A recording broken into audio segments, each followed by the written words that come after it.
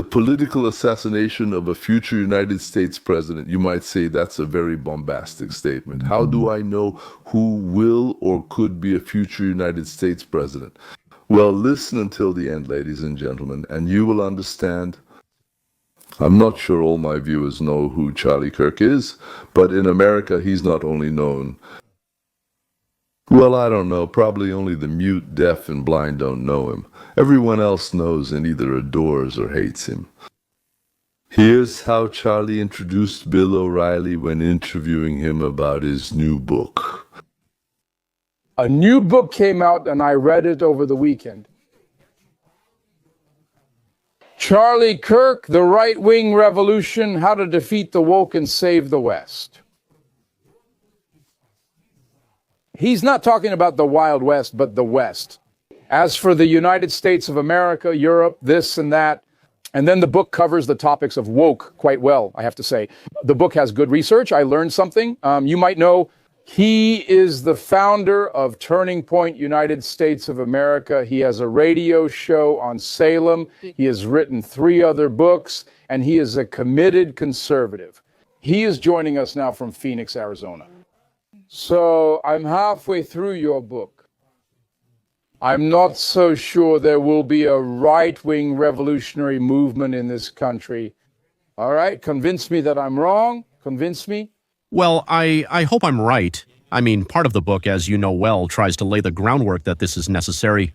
Now I will say, however, Bill, we're starting to see some small unrest in France. This is happening across Europe, including Belgium and the Netherlands, and also in Argentina and El Salvador.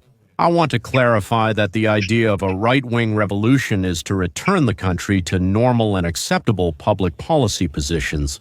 We should have a border, and children shouldn't undergo medical mutilation. So the idea of a right-wing revolution actually takes us back to the country of the late 80s or early 90s.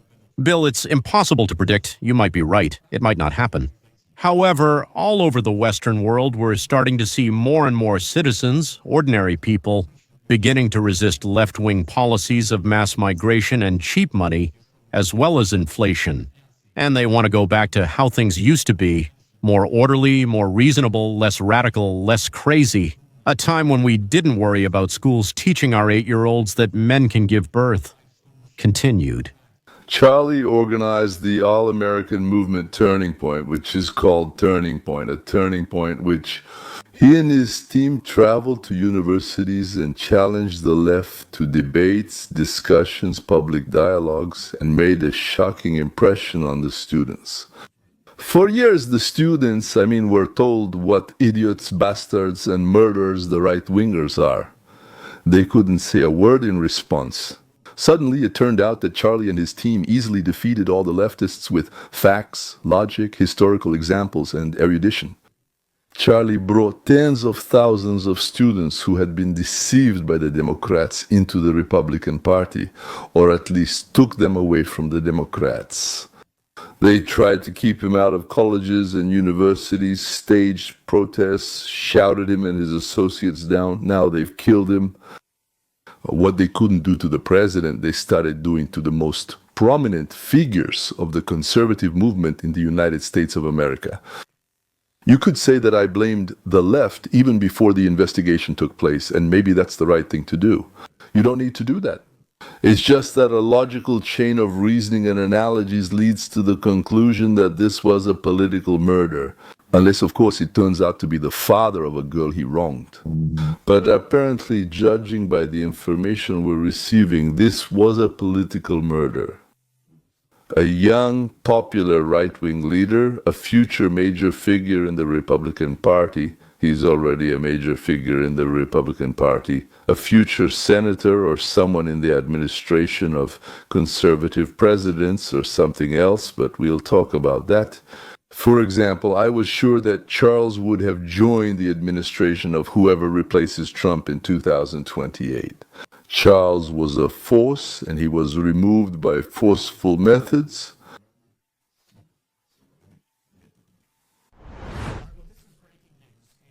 This is breaking news and a developing story. Conservative activist and Turning Point United States of America founder Charlie Kirk was reportedly injured at an event at Utah Valley University. This happened during one of those Q&A sessions that you've probably seen online, where he sits outside and kids come up to the microphone. It was meant to be a debate, a Q&A, a free exchange of ideas, the intellectual diversity universities are supposed to offer. And in what clearly looks like an attempted targeted killing, someone trying to silence that very speech fired a shot. It looks like he was wounded in the neck. At the moment, we have no information about his condition. We don't even know if he's alive. We already know that Charlie is no longer with us. He died in the hospital from his wound and blood loss. But just to show you, this is a scene where the crowd is running away from the area. And again, this really happened. This clearly appears to be an attempted murder, since there was only one shot aimed directly at Charlie Kirk, not a mass shooting into the crowd. And I don't think we really need to be that skeptical about why this could have happened. Right, this guy, on some level, or girl, whoever did it, had a certain view of Charlie Kirk, or many views, or maybe it was just a political event. Who knows, right?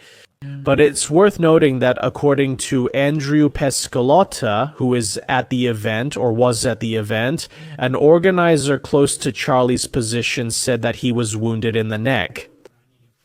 And the conversation at that time, almost ironically you could say, was about how many transgender mass shooters there have been.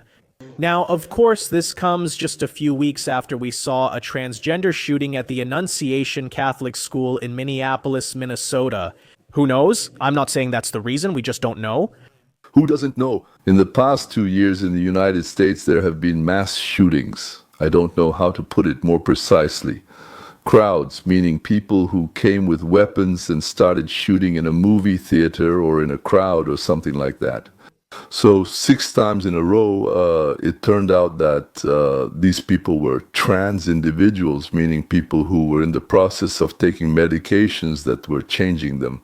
That is, their sex, or so to speak, the functioning of their body was changing from female to male or from male to female. But during this transformation, they were taking all sorts of medications.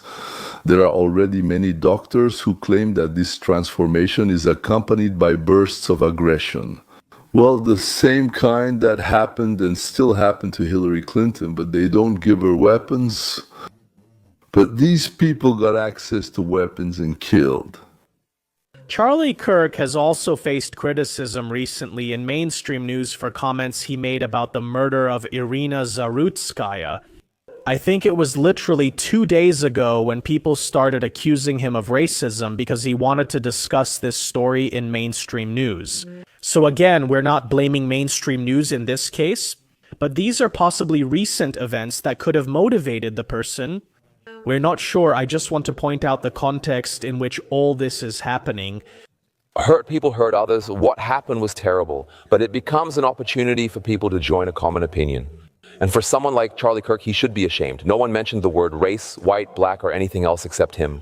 People were talking about the horror of what happened to this young woman. And by the way, that's the last thing he posted on social media before the shooting, saying, if we want change, then we absolutely have to politicize it 100%, the senseless murder of Irina Zarutskaya, because it was politics that allowed a wild monster with 14 previous arrests to be free to kill her.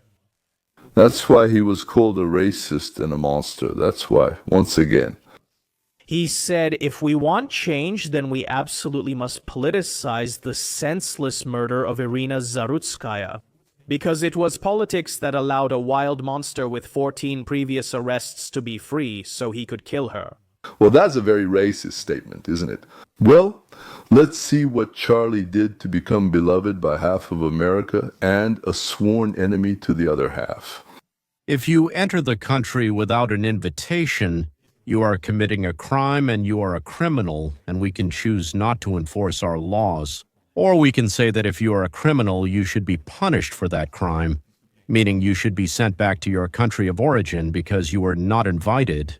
This again insults Polish, Czechoslovakian, Senegalese, and others worldwide who lack the proximity or privilege to easily enter America.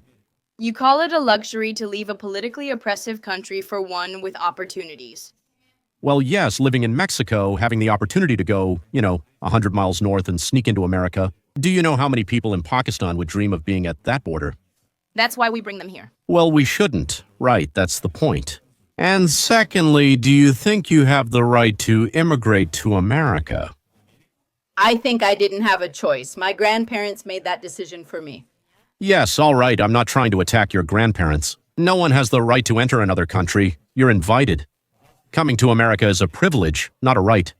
So it's a privilege to live a life that requires clean water, clean food, clean air. Yes? Of course, that's true. And you have to fight for that. Yes. This is... No, but we didn't do it. Wait, didn't others fight for this too? My ancestors actually did. I am a very grateful descendant of many generations of Americans who fought for the greatest nation that has ever existed. To come here? Well, legally... Wait, what did my ancestors do? They came here illegally. They came. Here in 1620, fought in the War of Independence, Civil War, and more. So, because my grandfather didn't come here? He could complete the paperwork and wait like everyone else. And then we can see if it's in our best interest to let him in. Well, do you understand what kind of idiots we're dealing with at the universities? They say these are the best. They studied, remembered, and recalled faster and better than anyone. That's why they're the best and go to universities. But in reality, they're actually dumb. I hope you can see what an idiot this girl asking the question is.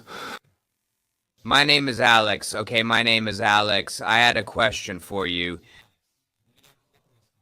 The Trump administration recently began deportation proceedings against legally present immigrants for what is clearly constitutionally protected speech.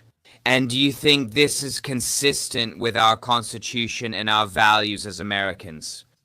Understood. I wasn't sure what you meant, as there are about 5 possible cases. But I assume you're talking about Mahmoud Khalil and the students, right? Yes. Mahmoud Khalil is one example, but student visas were recently revoked here and at the University of Mochigan. I'm glad they were revoked here. So yes, of course, it's in accordance with the Constitution because they're not United States citizens, they're visitors. Therefore, as a visitor, you have to be a visitor on our terms.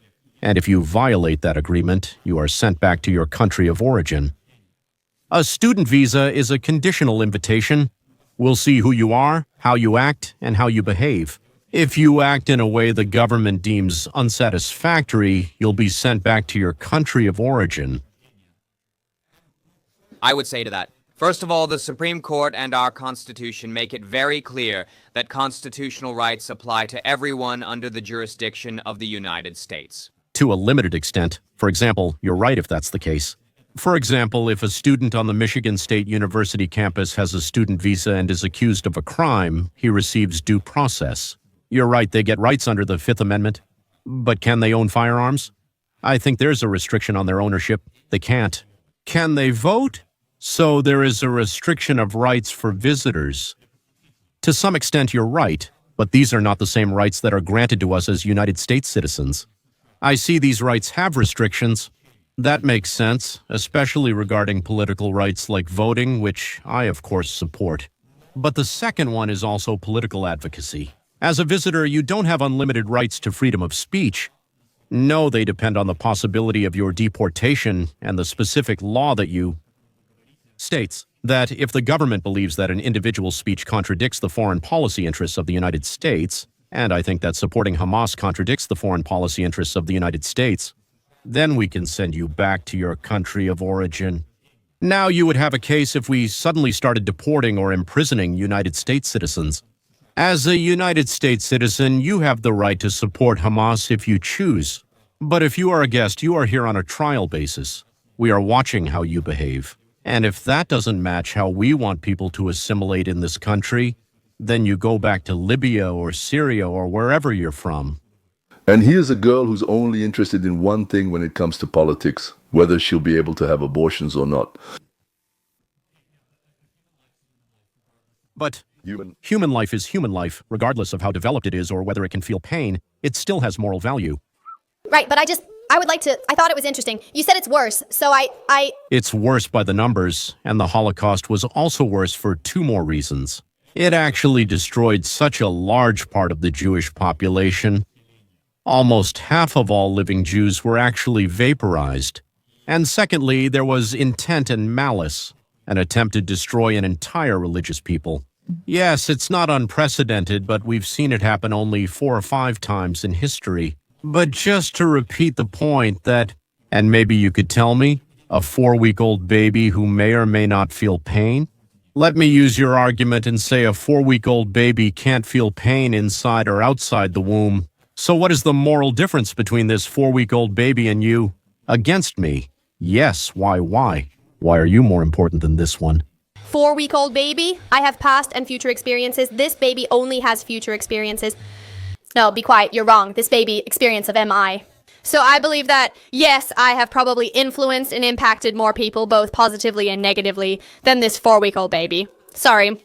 Not a womb, so just to be clear, what your moral worldview is that people gain more? Values change with age, not just with getting older. Say people... Well, no, you said it's based on what they've done. So, for example, an 82-year-old has more moral value than an 8-year-old. Actually, usually... Sorry to interrupt. The West was founded on sacrificing elders for the young, but during COVID we did the opposite, sacrificing the young for the elders. Grandparents used to sacrifice themselves so that children could live longer. Now, do you see why the left hated him? Because he spoke clear and understandable things in the language of the youth. After his arrival, universities were filled with Make America Great Again hats, and Trump stopped being a curse word. Not everyone, of course, but it was starting. That is, a dialogue was beginning, a debate was starting. Before him, there were often no debates or dialogues at all. Everyone would salute and shout, "Death to Trump," or, down with the Republicans. All right, Charlie. And something started to change. Charlie is an irreplaceable loss for us, for the youth for the future of America. The president confirmed Charlie's death. He tweeted, "The great and even legendary Charlie Kirk has died. No one understood or had the heart of the youth in the United States better than Charlie. He was loved and admired by everyone, especially me, and now he is no longer with us. Melania and I express our condolences to his wonderful wife, Erica, and Charlie's family. We love you." President Trump has a long-standing relationship with Charlie. Charlie played a big role in how President Trump was elected in 2024, and in this case, in 2016 as well. The voice of a generation in politics. And at this very moment, as we all process this terrible news, the first thing that comes to my mind, besides the sadness for his family, his wife, his little children, his millions and millions of fans, and his many friends, is that Charlie Kirk could have become president. Charlie Kirk could have become president. His friends knew it, his many fans knew it, and his enemies, whom he always treated with such kindness, knew it too.